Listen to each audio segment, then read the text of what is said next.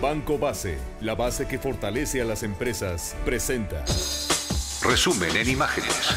Y en este resumen de noticias le platico: Brasil llora a los 233 muertos que dejó el incendio de la discoteca Kiss en la ciudad de Santa María, en el estado de Río Grande do Sul, la madrugada del domingo. El siniestro se desató cuando la banda que se presentaba lanzó fuegos pirotécnicos en el escenario que alcanzaron la espuma del aislante acústico en el techo del local, que incendió de inmediato y generó una densa humareda, provocando el pánico entre las más de 1,000 personas que ahí se encontraban. Y mire, se empezaron a dar una cadena de errores que no solo son privativos de Brasil, los hemos vivido aquí en México en tragedias semejantes. El personal de seguridad brasileño bloqueó la salida del local durante varios minutos al creer que se trataba de una riña y que la gente trataba de huir del lugar sin pagar la cuenta. Esto son relatos de sobrevivientes de la tragedia. El resultado fue la muerte de 120 hombres y 113 mujeres, en su mayoría por asfixia a causa del humo y por aplastamiento de la turba enloquecida. La mayoría de las víctimas fatales eran estudiantes de entre 18 y 30 años de edad, ellos de diferentes facultades de la Universidad Federal de Santa María, que celebraban una fiesta. 106 personas todavía se reportan como heridas, 18 de las cuales en este momento se encuentran en un estado grave. El grupo musical Gurizada Fandangueira podría ser acusado de multihomicidio imprudencial, pues se debe establecer si habían sido autorizados estos muchachos del grupo a utilizar pirotecnia, aunque se sabe que ya lo habían hecho en otras presentaciones en ese mismo local, informó uno de los responsables de la investigación. El acordeonista de la banda murió en el incendio. Y es que, mire, esto es una verdadera tragedia para Brasil, porque esta ciudad de Santa María, en el estado de Río Grande do Sul, es una ciudad prácticamente universitaria.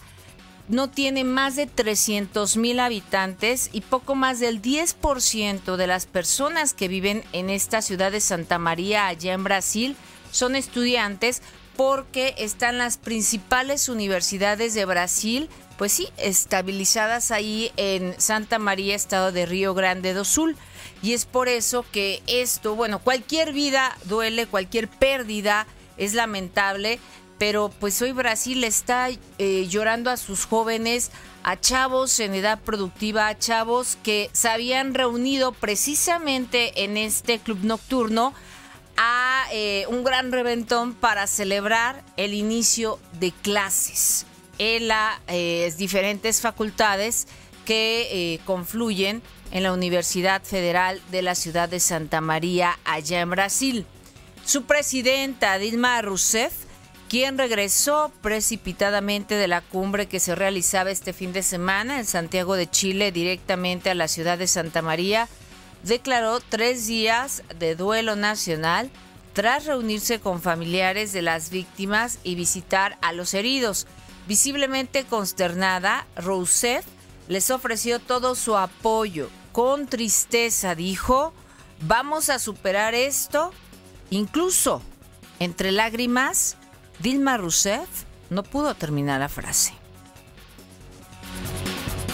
Santa Maria, o quanto nesse momento de tristeza nós estamos juntos e necessariamente iremos superar, e mantendo a tristeza, é isso. Dijo que este momento triste se va a superar con la unidad de los brasileños. En la ceremonia de clausura de la Cumbre América Latina y el Caribe Unión Europea, el presidente chileno Sebastián Piñera expresó sus condolencias y pidió a sus colegas y representantes guardar de pie un minuto de silencio por la tragedia en Brasil. El gobierno de México, a través de la Cancillería, expresó sus condolencias al gobierno y al pueblo de Brasil, en especial a las familias de las víctimas hoy de este lamentable incidente, mientras que el presidente Enrique Peña Nieto manifestó su pesar con un mensaje en su cuenta de Twitter. Vamos a estar dando seguimiento a toda la información que surja al respecto de esta situación que se vive en Brasil, porque, bueno, ayer comentábamos con los corresponsales de Grupo Imagen Multimedia allá en Brasil, que, bueno, hoy es un día difícil porque se van a empezar a entregar los cuerpos, van a empezar a llegar los padres, los familiares de estas 233 víctimas a la ciudad de Santa María. Vendrá el duelo, el sepelio. De hecho, en la ciudad de Santa María, pues se decretaron 30 días de duelo. A nivel nacional, en todo Brasil, 3 días, pero el hecho es que esto todavía no termina debido al número de heridos que están hospitalizados. En otros asuntos, en la clausura de la cuarta cumbre empresarial de la Comunidad de Estados Latinoamericanos, Unión Europea, el presidente de México ratificó que nuestro país seguirá siendo una economía abierta que garantiza la certidumbre jurídica para la inversión. El presidente se reunió el sábado apenas con su contraparte brasileña, Dilma Rousseff, con quien analizó la posibilidad de establecer alianzas estratégicas entre Petróleos Mexicanos y Petrobras, que es la petrolera brasileña, y la idea es lograr un intercambio de tecnología y proyectos compartidos. Peña Nieto anunció una reunión binacional en territorio mexicano a la cual se espera la visita de Dilma Rousseff. Acordamos establecer o explorar alternativas de eventuales alianzas estratégicas entre Pemex y Petrobras, las dos empresas nacionales que me parece tienen oportunidad de explorar posibles alianzas para distintos propósitos, intercambio de tecnología, desarrollo de proyectos compartidos. El presidente de México sostuvo encuentros bilaterales con los presidentes de Cuba, Raúl Castro, con la presidenta de Argentina, Cristina Fernández, y con los primeros ministros de Alemania, Angela Merkel, y de Francia, Jean-Marc Ayrault. La primera cumbre de la Comunidad de Estados Latinoamericanos y Caribeños, CELAC, y la Unión Europea concluyó con la Declaración de Santiago, que establece una relación más simétrica entre los 60 países de ambos lados del Atlántico, el impulso al comercio y el compromiso mutuo de brindar seguridad jurídica a las inversiones. Esto lo anunció el mandatario anfitrión, el chileno Sebastián Piñera. Nos encontramos con un panorama provisorio. Podemos, a partir de lo que juntos hemos logrado, construir el futuro no sobre arena, sino que sobre roca, y alcanzar metas que nuestros padres, nuestros abuelos, nuestros antepasados siempre anhelaron, pero nunca lograron. Y bueno, aquí la gran esperanza es que esta declaración de Santiago no se quede durmiendo el sueño de los justos, porque de repente se firman muchos acuerdos de buenas intenciones y en los hechos se refleja poco para los países, sobre todo para su desarrollo. En este marco, las 4 naciones integrantes de la Alianza del Pacífico, estamos hablando de México, de Chile, de Perú y de Colombia, creada en 2012, acordaron conformar una zona de libre comercio para la cual cerrarán un acuerdo arancelario antes del 31 de marzo, que alcanzará, es lo que se acordó, por lo menos al 90% de los productos, anunció el presidente de México. Vislumbramos una gran oportunidad de crecimiento, de desarrollo económico para los 4 países que somos miembros de esta alianza, y una eventual y futura proyección a lo que nos hemos trazado desde el origen, que es justamente nuestra mayor integración hacia la zona Asia-Pacífico. En Santiago, el exsecretario de la desaparecida Secretaría de Comercio, usted se acuerda, Herminio Blanco, uno también de los principales negociadores del Tratado de Libre Comercio con Estados Unidos y Canadá, confió en lograr los apoyos necesarios porque hoy busca Herminio Blanco ocupar la presidencia de la Organización Mundial de Comercio que se definirá el próximo 31 de mayo. Herminio Blanco Mendoza señala que sus credenciales en los sectores público y privado destacan sobre los otros 9 aspirantes al cargo. La 43 edición del Foro Económico Mundial de Davos en Suiza cerró este fin de semana con la convicción de que lo peor de la crisis ha pasado y con el debate abierto sobre las reformas y las políticas monetarias que deben adoptarse para evitar una nueva recaída de las principales economías.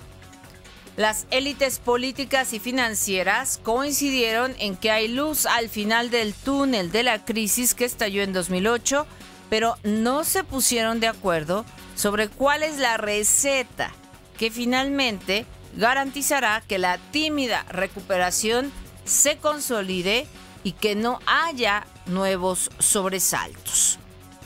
El Partido de la Revolución Democrática se declara en alerta roja ante la supuesta intención, dicen ellos, de privatizar Petróleos Mexicanos como parte de la pretendida reforma energética.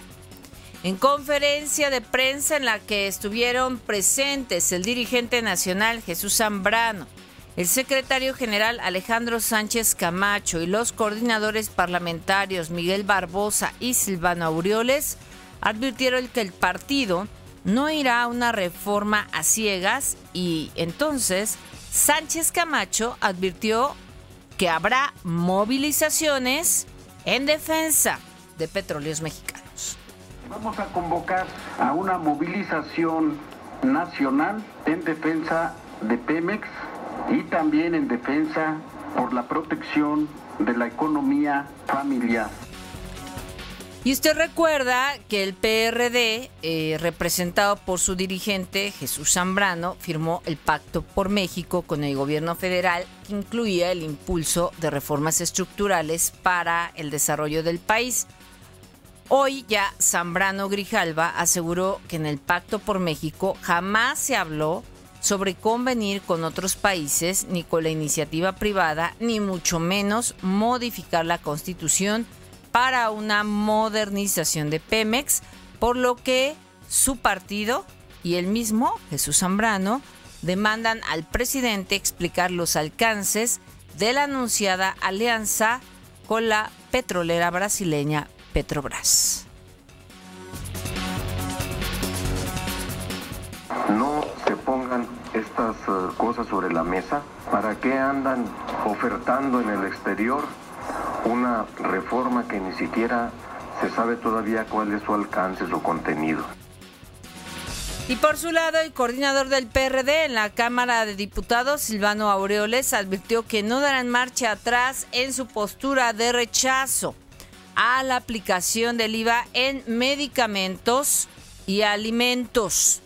El grupo parlamentario del PRI en el Senado está dispuesto a llegar a acuerdos con todas las fracciones legislativas para alcanzar una agenda común en el próximo periodo ordinario de sesiones.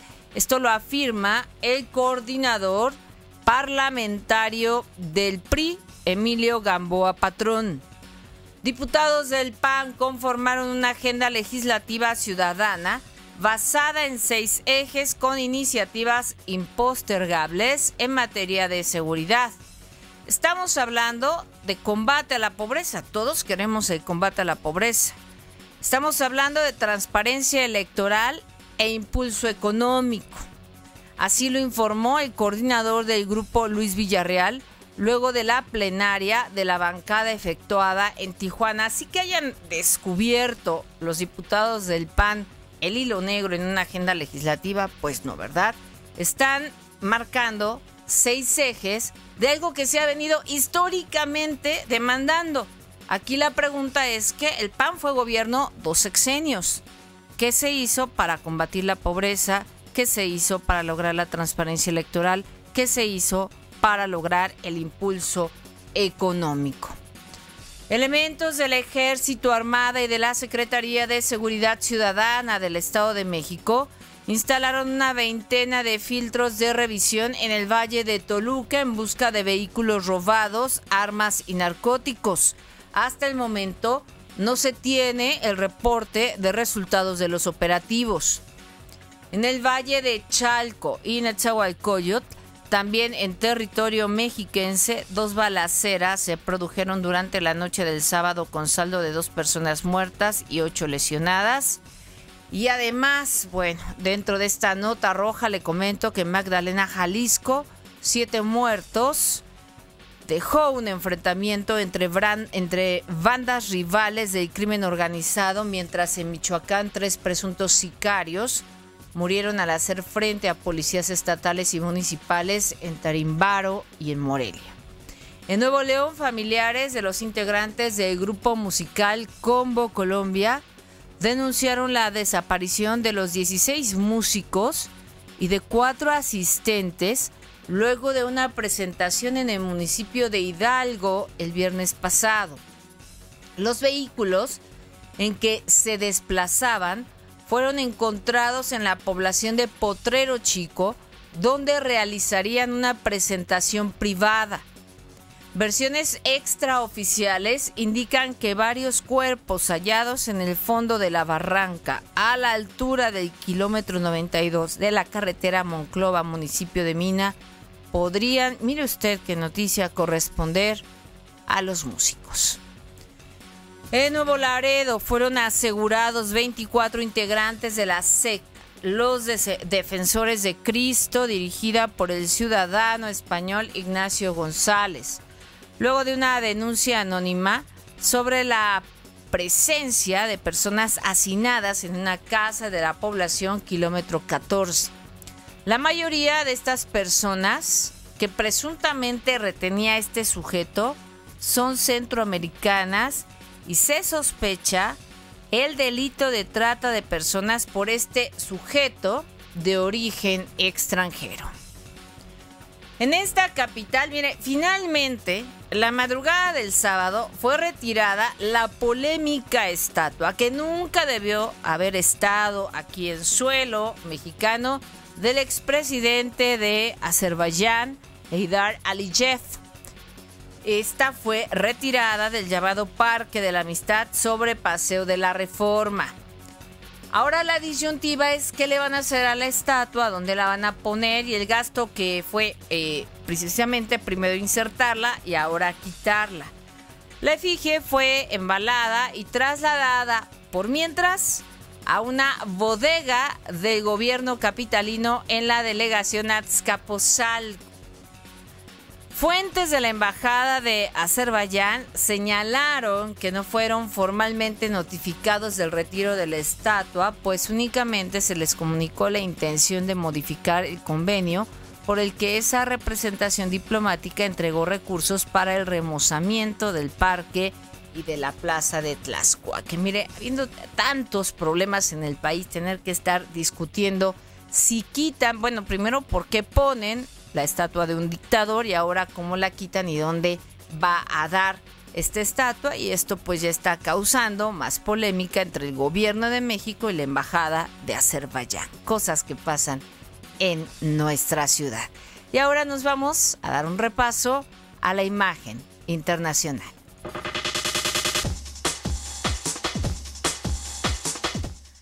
El presidente de Egipto, Mohamed Morsi, declaró estado de emergencia y estableció un toque de queda en 3 provincias del Canal de Suez, azotadas el fin de semana por revueltas que dejaron más de 50 muertos, utilizando una táctica del anterior régimen para controlar el descontento causado por las políticas proislámicas y el lento ritmo del cambio político. En Puerto Said, Ismailia y Suez, imperará durante 30 días el toque de queda de las 9 de la noche a las 6 de la mañana, tiempo local. Visiblemente enojado y casi a gritos, Morsi advirtió en un mensaje por televisión que no dudará en tomar más acciones para finiquitar el más reciente brote de violencia, pero al mismo tiempo aseguró a los egipcios que sus más recientes medidas no devolverán al país al autoritarismo. Morsi invitó a las fuerzas políticas del país a dialogar a partir de este lunes para resolver la más reciente crisis política. El presidente de Estados Unidos, Barack Obama, anunciará mañana martes el inicio de un redoblado esfuerzo a favor de una reforma migratoria. El anuncio de Obama en Las Vegas, Nevada, precederá al debate legislativo que se espera esta misma semana. El viernes pasado, Obama inició contactos con líderes hispanos en el Congreso, a quienes reiteró su compromiso de empujar el tema que este año tendrá una fuerte carga política como consecuencia de la alta participación de los hispanos en la elección presidencial. El gobernador de Illinois, Pat Quinn, firmó una ley que otorga licencias de conducir temporales a indocumentados que entrará en vigor a principios de noviembre próximo. En una ceremonia pública realizada en el Instituto del Progreso Latino, ubicado en el vecindario mexicano Pilsen, el gobernador convirtió en ley, con su firma, la iniciativa aprobada el 8 de enero pasado. Y en los asuntos de la salud de Chávez, el presidente de Venezuela superó la grave infección respiratoria acarreada por la cirugía contra un cáncer a la que se sometió hace un mes y medio, pero sigue en tratamiento en Cuba, informó el ministro de Comunicación venezolano Ernesto Villegas en Santiago de Chile, en el marco de la cumbre de líderes de Latinoamérica y de la Unión Europea. Por otro lado, un violento motín que se registró en una cárcel del centro de Venezuela dejó 58 muertos y 46 heridos.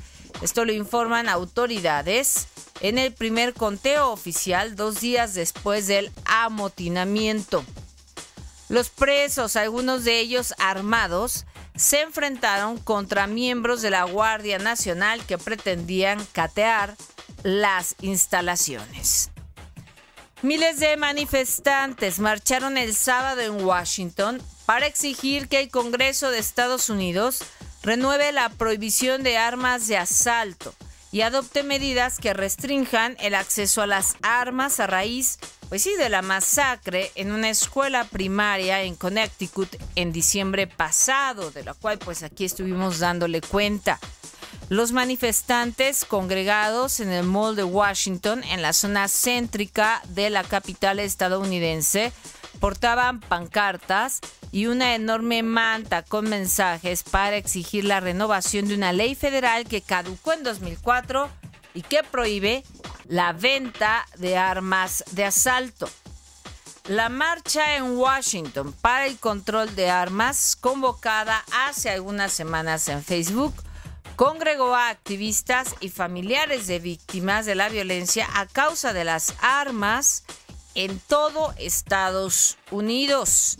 Aquí el asunto es que esta segunda enmienda, donde cada estadounidense tiene derecho y está en la libertad de adquirir una arma para su protección, sigue siendo avalada políticamente, sobre todo por sociedades que influyen económicamente en el gobierno, como es la Sociedad Nacional del Rifle, a quienes no les conviene el que haya límites en la compra y venta de armas. Pero preguntábamos nosotros hace algún tiempo, ¿y si alguno de estos integrantes de la Sociedad Nacional del Rifle, como de otras asociaciones que están políticas incluso apoyando que se siga la venta libre de armas en Estados Unidos para la protección del ciudadano, fuera uno de los familiares de uno de estos niños muertos en Connecticut, o fuera familiar de uno de los niños o personas que fueron heridos también por un loco que disparó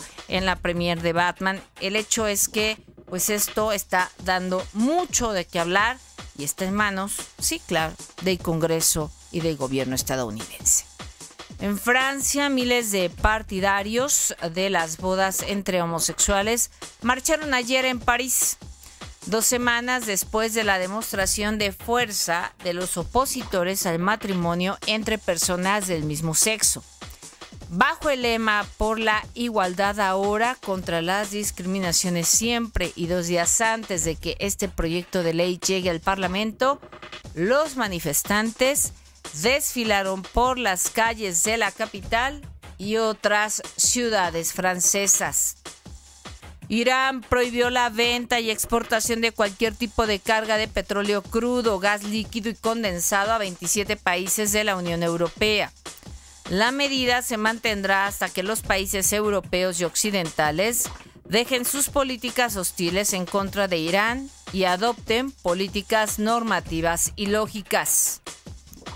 Japón lanzó con éxito un cohete con 2 satélites de vigilancia desde su base de Tanegashima en el suroeste del país para recopilar datos de inteligencia. Uno de los 2 satélites está dotado con un sistema de radar que puede tomar imágenes, imagínense usted, de noche y con malas condiciones meteorológicas, mientras que el otro satélite tiene un sistema óptico avanzado de alta resolución que puede detectar objetos de tan solo 1 metro de longitud desde la Tierra. Es un cohete con satélites de vigilancia japonés. De acuerdo con la agencia aeroespacial japonesa JAXA, los nuevos satélites permitirán obtener al menos 2 veces al día imágenes e información sobre cualquier punto de la Tierra, así como recopilar información más detallada sobre las zonas del país afectadas por el devastador tsunami del 2011. Los japoneses, como siempre, se pusieron a trabajar.